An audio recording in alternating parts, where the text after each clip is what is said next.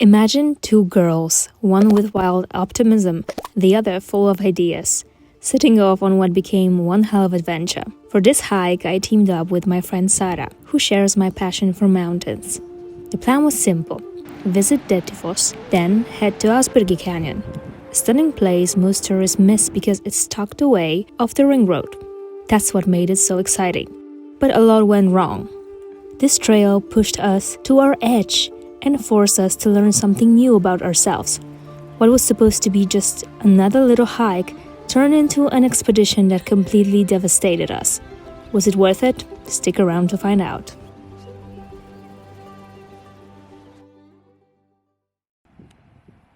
To start our adventure, we hitchhiked from Mývatn to Dettifoss. It took us 2 cars to get there and about 1.5 hours.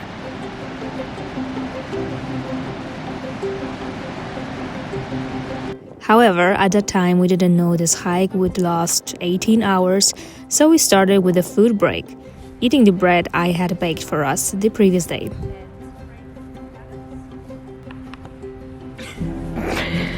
You guys should know that she makes the best bread in this world. This is the tiny bit that I have left, and I've enjoyed it very much. Thank you so much.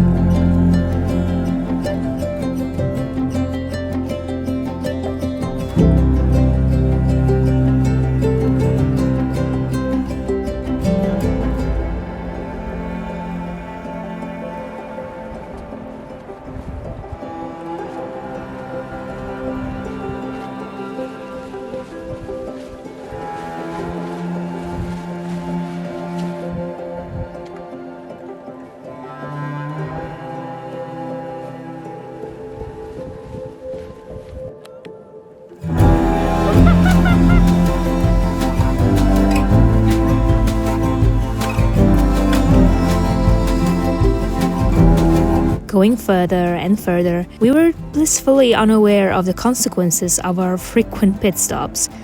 Nevertheless, the views continued to amaze us, and the more we progressed along the trail, the more otherworldly the hike became. This is like doing the Camino. They even brought water for us.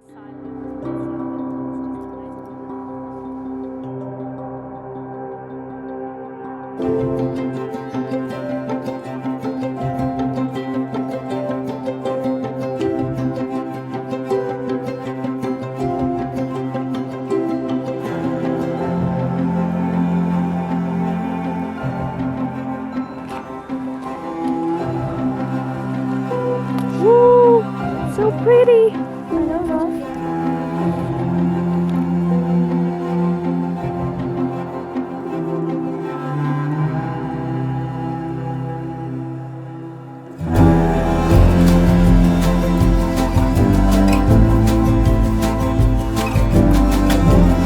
And of course, at the time, we were convinced the hike was doable in 1 day, not 2, just like many people do it. We were certain that once we got to the road access, the first campsite, there would be a possibility to get a lift to the Ásbyrgi Canyon.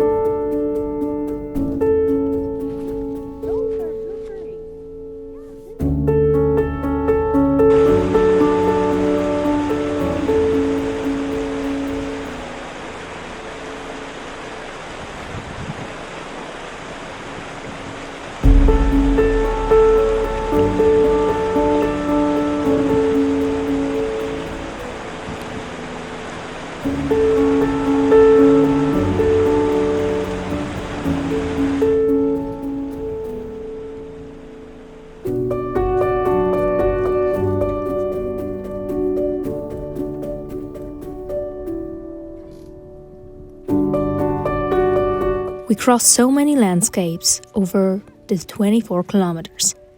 We even had a picnic on top of the waterfall, which we hadn't realized was there.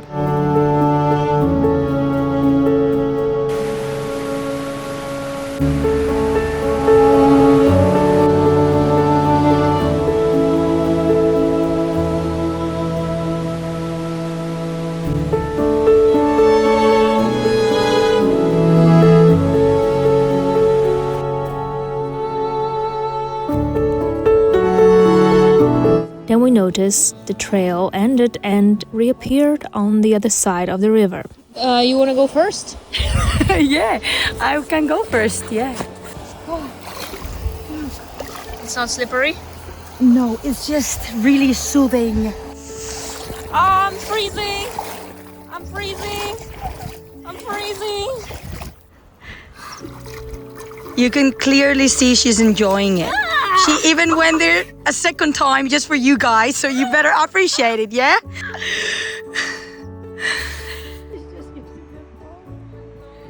See, look at her. She pushes hard till the very end.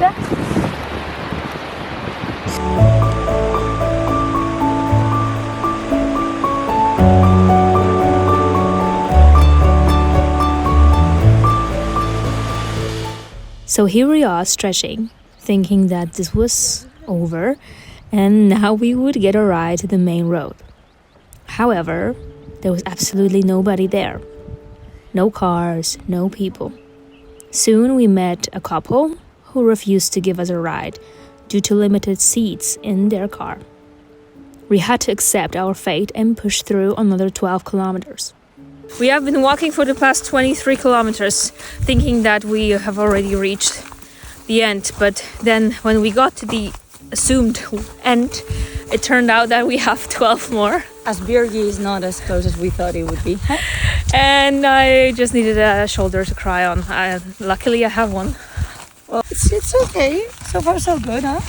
We still have the 60-70 kilometers to go back home, and we have no idea if someone will be driving at night. Like, it's actually day, but at night. Just a minor issue. Nothing. Someone wanted to stop for so long at those beautiful viewpoints. In each of the edges. Each of them. As we got closer to 30 kilometers, our joints began to feel the impact. Knees, ankles, hips, our minds started negotiating with our bodies. We began to feel a hot spot in the lower back. Our shoulders ached from the weight of the backpack. I felt dizzy and Sarah felt nauseous. However, there was nothing left to do, so we shifted, adjusted, and kept going. We just hit 30 kilometers for today, and we're still, I think, very far away. And that was today's worst case scenario. That was today's worst case scenario, that's correct. So we are beyond that now. 5 more to go.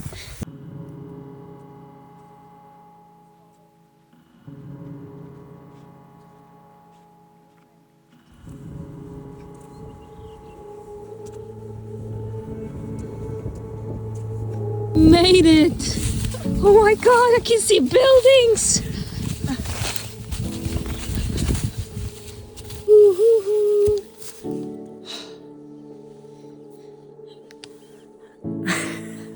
Let's go back to the word for today. Otherworldly. That's it. I don't have any others.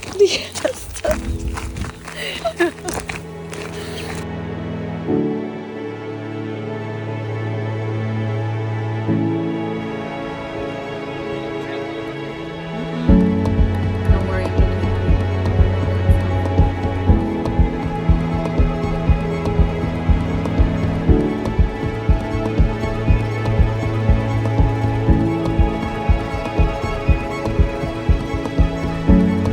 We need a ride at some point. We just arrived. We are still hopeful, but we are also sitting in the middle of the road, which means we don't really believe anything is gonna appear anytime soon. So. and jump in the cars. After roughly 40 minutes of waiting and getting cold by the road, our angel Helga gave us a ride to the point where we had only 18 kilometers left on food. So close to home, yet still so far away. We could catch a ride, but not a single car drove on the road at the time for 4 hours. Somewhere past 40 kilometers, something changed again. Our brains released endorphins, nature's painkillers. We were walking not just with our bodies, our legs, but with our will. We moved slower, even though it felt like we were keeping the same pace. And then came 50 kilometers and beyond. This is where the body starts whispering limits. Our feet felt like they were on fire. We experienced micro tears in our leg muscles. We noticed a funny numb feeling in our cheeks. But strangely, our hearts expanded. With every aching step, we met parts of ourselves we don't get to meet in everyday life. After 50 kilometers, the hike became more than a distance. It became a transformation. We finished sore, limping and tearful, but we finished as different people. Making it home 5:30 a.m. It's been 54 kilometers, and I need to say this again. She said anything from 17 to 30. It's been fucking 54 kilometers, you guys. Maybe it was a bit naive to do this hike this way. Maybe it was naive to not have it all figured out. But we truly think it was worth it. What do you think of this story? Let me know in the comments below. Like the video so more people can see it. Thank you for watching. See you in the next one.